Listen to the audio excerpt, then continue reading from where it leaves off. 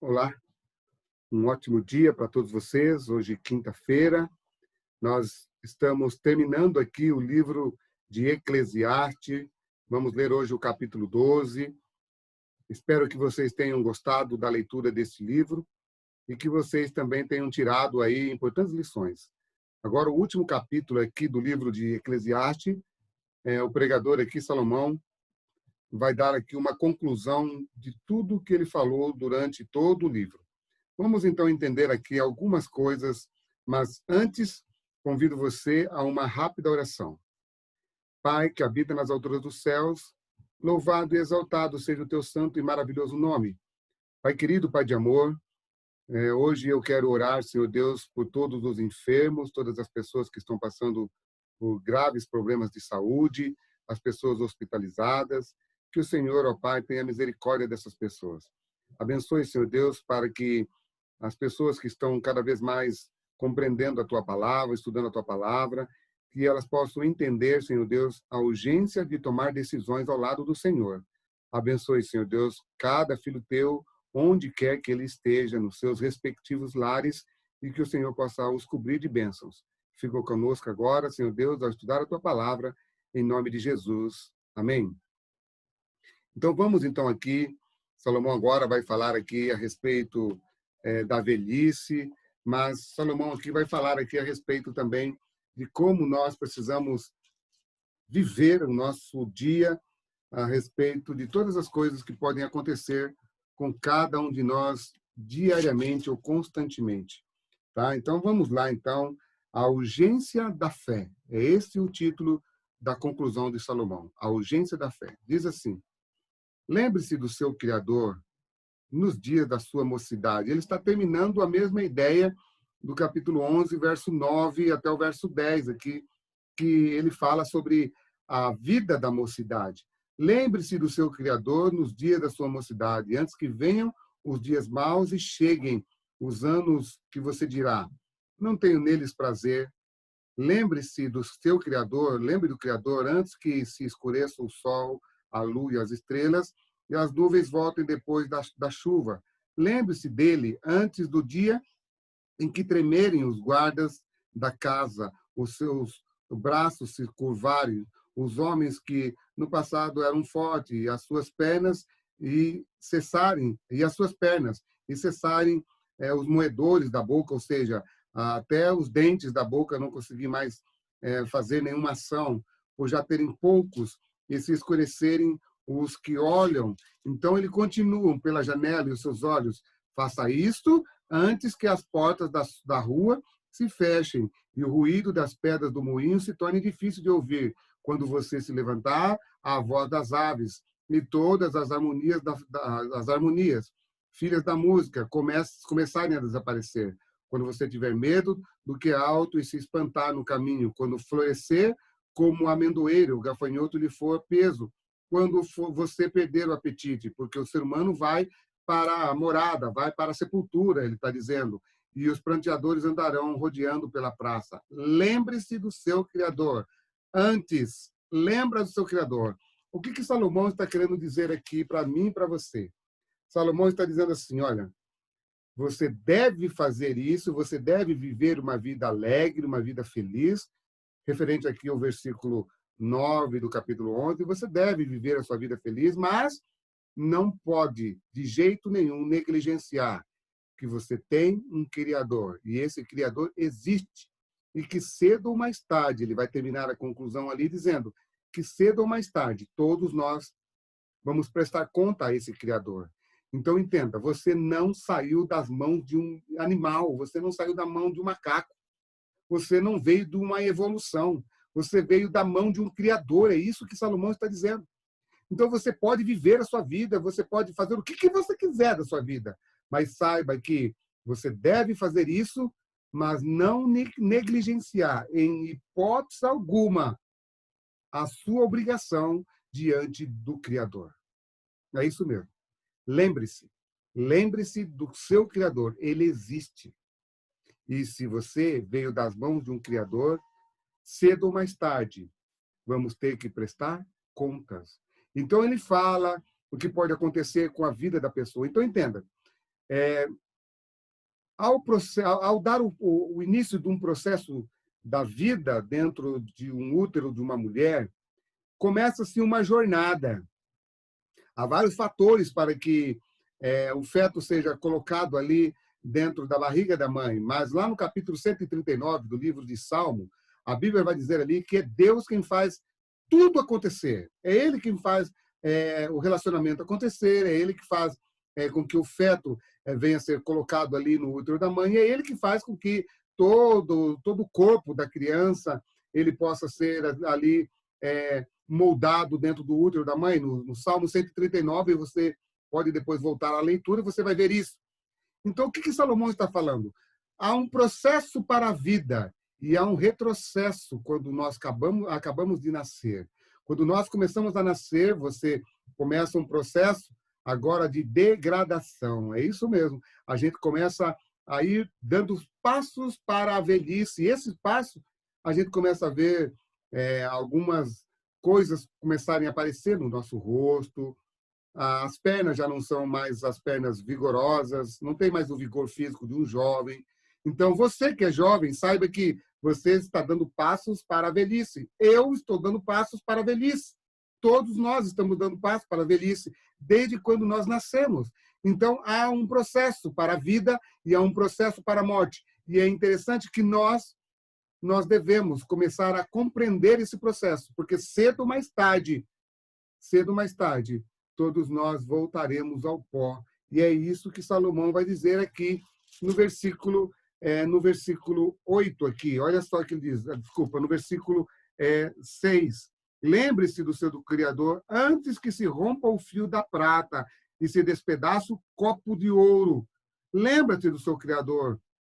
E aí no verso 10 ele diz, se nós viemos do pó, nós retornaremos ao pó. E o pó volte à terra. Ele está lembrando do que aqui, queridos? De Gênesis capítulo 2, verso 7. Nós somos criados do pó e um dia retornaremos ao pó. Ou seja, por mais orgulhoso, por mais que o ser humano tente evitar que ele tenha um Criador, o pó da terra vai fazer com que todos lembrem que nós fomos moldados da mão do Criador e porque voltaremos ao pó da terra quando nós morrermos. É isso que ele diz. Então, eu quero dizer uma coisa para você, querido amigo. Nós lemos esse livro todinho. Salomão, ele ponderou várias coisas. Você pode viver assim, você pode fazer isso, você pode fazer aquilo. Mas o Salomão, no final, ele quer mostrar para todos os seus leitores que agora a conclusão de tudo é o pregador, verso 9, o pregador, além de sábio, ainda ensinou ao povo o conhecimento e, atentando, examinando, compôs muitos provérbios. O pregador procurou achar palavras agradáveis e escrever com retidão, coisas retas, a palavra da verdade. Então, entenda. Por que o livro de Provérbios ele é um livro inspirado por Deus? Porque, apesar de Salomão expor aqui todas as suas ideias, todo o seu contexto de vida, Salomão aplicou tudo isso pregando a verdade do conceito divino, inspirado por Deus. E Salomão, então, está querendo dizer aqui para mim, para você, mostrando algo assim, que está aqui no versículo 11, ele diz assim, olha, as palavras dos sábios. Isso significa que tinha muitos sábios na época de Salomão. As palavras dos sábios são como aguilhões e a coleção de sentenças são como pregos bem fixados. Elas provêm de um único pastor. As palavras do pregador tinham a intenção de que provocasse no ouvinte a uma obra de ação na vida dele, para que ficasse fixo na mente dele. Ou seja, não tinha como a pessoa ter algo fixado na mente se ela não praticasse tudo aquilo que o pregador falou. Então, Salomão deixa bem claro que as obras que ele fez foi a obra de um pastor. O pastor, queridos, ele não está somente para cuidar da ovelha. O pastor também está para ensinar a ovelha. Então, tem muitos pregadores aí, muitos pastores, que, infelizmente, não são sábios diante de Deus. Por quê? Porque eles só visitam, eles só querem cuidar da parte física da pessoa. Não. O pregador da palavra de Deus, que é um pastor enviado por Deus, ele deve cuidar não só da parte física, mas também da parte moral e da parte espiritual da vida de uma pessoa, para que essa pessoa possa ser realmente uma pessoa apta a receber os dons espirituais. A palavra de Deus deixa bem clara que a intenção de Salomão aqui não era somente expor uma verdade, mas fixar uma verdade mediante aquilo que ele viveu, para que cada um de nós que hoje, no século 21, pudéssemos ler o que ele escreveu e tirássemos lições importantes. Quais são as lições? Você pode fazer isso, mas jamais negligenciar aquilo. Muitas pessoas estão vivendo assim, vivendo uma vida deixada ou deixando as vontades de Deus em segundo plano. Saiba que você está deixando o seu Criador à parte da sua vida. Não, você tem que deixar ele dentro da sua vida. O Criador tem que fazer parte da rotina da sua vida. Tem você, querido irmão, querida irmã, querido amigo, querida amiga, deixando Deus fazer parte da sua vida?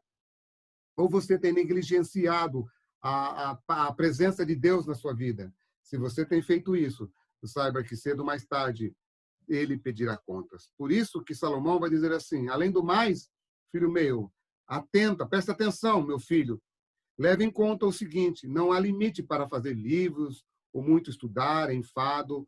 Ou seja, não há limites para escrever. Eu posso escrever um monte de coisas se você buscar sabedoria, mas saiba que de tudo o que você já ouviu, verso 13, a conclusão é duas coisas. As duas coisas fazem parte de uma conclusão. Quais são elas?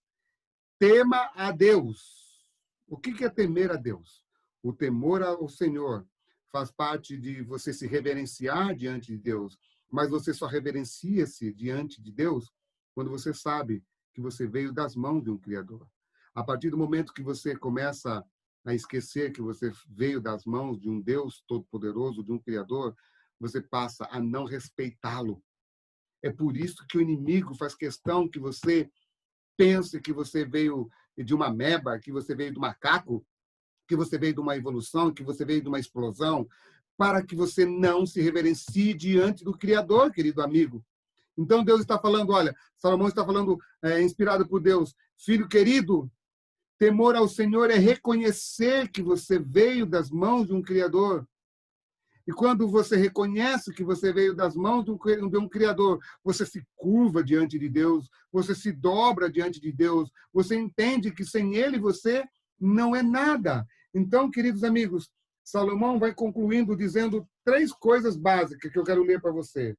Salomão termina o seu discurso como terminou o livro de Provérbios ali no capítulo 1, como ele começa no capítulo 1, verso 7 do livro de Provérbios. O temor ao Senhor é o princípio da sabedoria, ele diz. E ele então resume que para que o ser humano não tenha uma vida completa, uma vida vazia, ele precisa lembrar de 3 coisas que eu quero ler aqui com vocês. Temer a Deus é se dobrar diante da sua santidade, é entender que você veio das mãos de um Criador. Agora, no versículo 13, ele diz, guardar os seus mandamentos. Guardar os seus mandamentos é uma regra na vida do ser humano. E essa regra na vida do ser humano sujeita o ser humano a chegar a algum lugar. Muitas pessoas não chegam a lugar nenhum, porque durante a vida não respeitaram nada. Então Deus está dizendo, você quer um dia chegar a ter a vida eterna? Você precisa cumprir algumas regras para que a sua vida não se desvie nem para a direita e nem para a esquerda. E a terceira é preparar-se para o juízo final, porque no verso 14 ele diz, porque Deus há de trazer o juízo a todas as obras, até aquelas que estão escondidas, quer sejam boas, quer sejam más. E aí Salomão diz assim, olha só que interessante que eu apliquei aqui. A Bíblia quer mostrar para mim, para você, que há alguns pontos. O livro de Eclesiastes, ele discutiu 2 alternativas de vida. Uma e outra vida, mas ele resume tudo. Você, para crer, você precisa ter fé. Porque você surgiu das mãos de um Criador. Aí, após o verso 12, ele enfatiza que esse tipo de vida tem algumas implicações. Você não deve esquecer que no final de tudo há uma lei pela qual você e eu seremos julgados, e mediante a ela você poderá ser absolvido ou será condenado, segundo Tiago, capítulo 2, verso 10. Entenda que mediante a essa lei, eu e você poderemos ser absolvido e adquirirmos, através da graça de Deus, a vida eterna, ou seremos condenados à morte eterna. Ou seja, tudo é mediante ao conhecimento desse Deus Todo-Poderoso. E a Bíblia diz que conhecer a Deus, ele é, para mim, para você, motivos de vida e morte. Tem você, querido amigo, disponibilizado tempo para conhecer a Deus através do estudo da palavra.